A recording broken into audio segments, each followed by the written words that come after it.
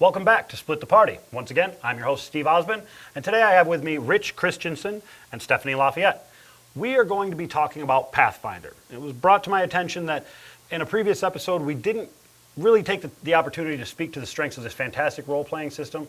So today I've brought a couple of people that really know the system. We're going to talk about what it is that we love about this game and why all three of us are running tables of this game right now. Now, Stephanie, you are the venture lieutenant for the local area for Pathfinder Society. So obviously you're very familiar with the system. Absolutely. And you've been role-playing for... Ever? Forever? Okay, forever. So you've played a lot of different role-playing systems. Yeah. Why do you love Pathfinder? Because it's reminiscent of what I'm used to from when I was younger. And I didn't role-play for quite a few years. And when I came back, it was more normal for me. Also, it has a great community involved in it. And I love the community. Yeah, it really does have a fantastic community, especially with the Pathfinder Society, which we will talk about later. Now, Rich, you have also been playing for... Oh, I've been role-playing since back in the old days, in the early 80s with the D&D Basics set, as well as things like first edition AD&D, as well as things like Champions, GURPS.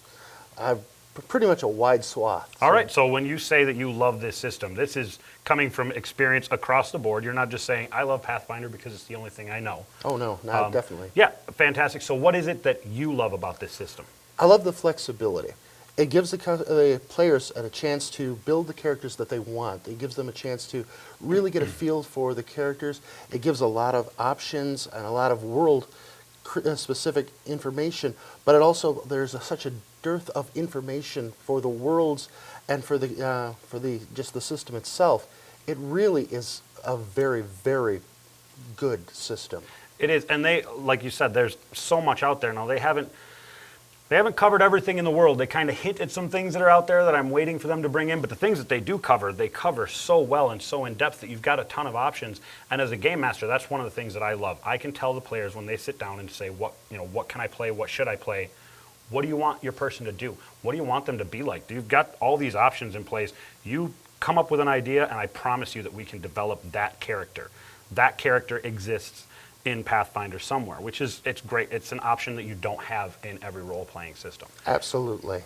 And as a game master, I like all the rules that they've got in place because it does give me a format, but at the same time, Pathfinder lends itself really well to not necessarily using everything, to kind of going a little bit free-form.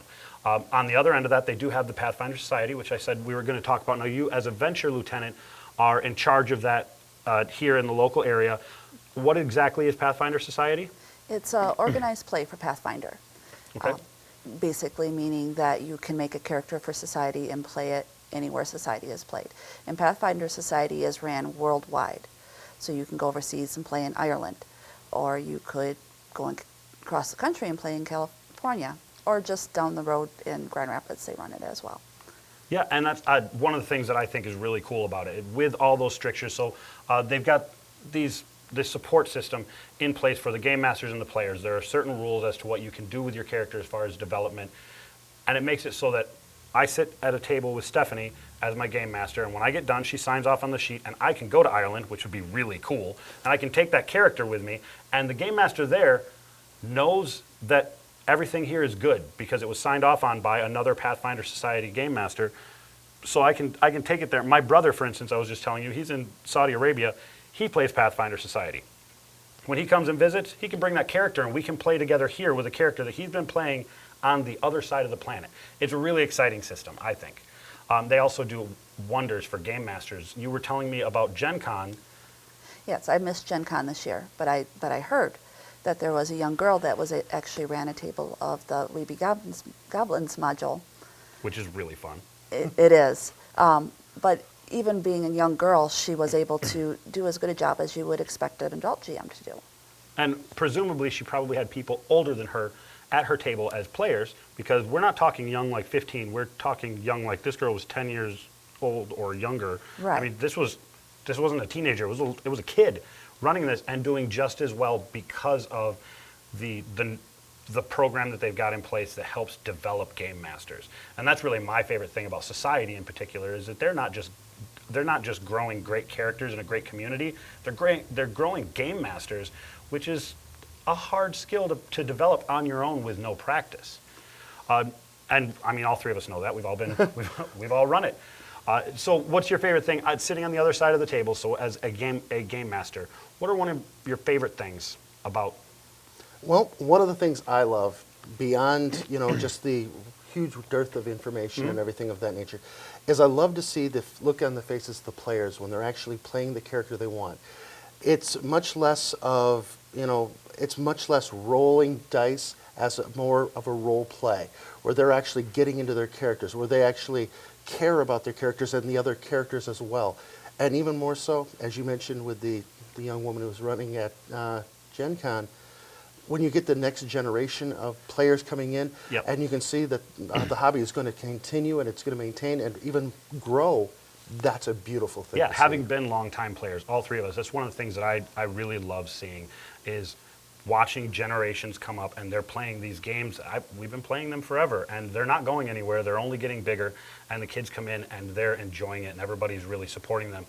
So Stephanie, how about you? Favorite thing as a game master? What's your favorite thing on that side of the table? Is telling the story. I love to tell a story. I like to include the players in the story, and the communication between the players while they're telling the story is amazing. We have, like the table I ran last Sunday, we had a heretic wizard and a lawful good paladin. And while friends in real life, they were at each other's throat during the game, and it was amazing. Yeah, I actually got to sit and watch that game. I wasn't part of it. I just got to spectate, and that was a lot of fun to see those two not get along while they were getting along. And that's probably one of my favorite things about it, too, is there's so much information out there.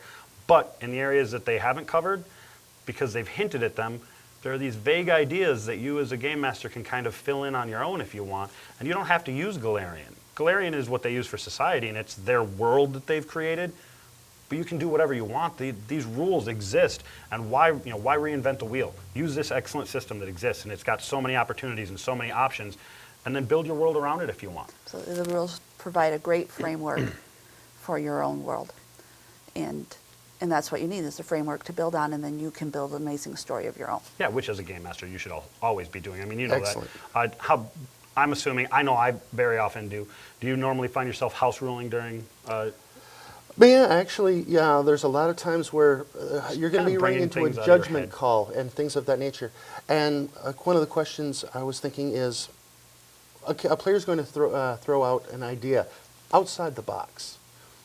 It may not be covered in the rules. That's where a judgment call will come in. That's where a house rule will come in. But the beautiful thing is, when they're using that kind of level of creativity and things of that nature, that's something you want to have. That Yeah, makes you the want to story reward greater. them. You want to make them. Yeah. Exactly. Oh, great job. You thought of that, and you know what? It's not covered by anything. I'm going to figure out how to deal with this, and I'm going to reward you because you challenged me. You challenged me as a Absolutely. game master, so I'm rewarding you for that. And that is, it's a fantastic system. I'm glad you guys came in. I'm glad you had a good time. I know I did.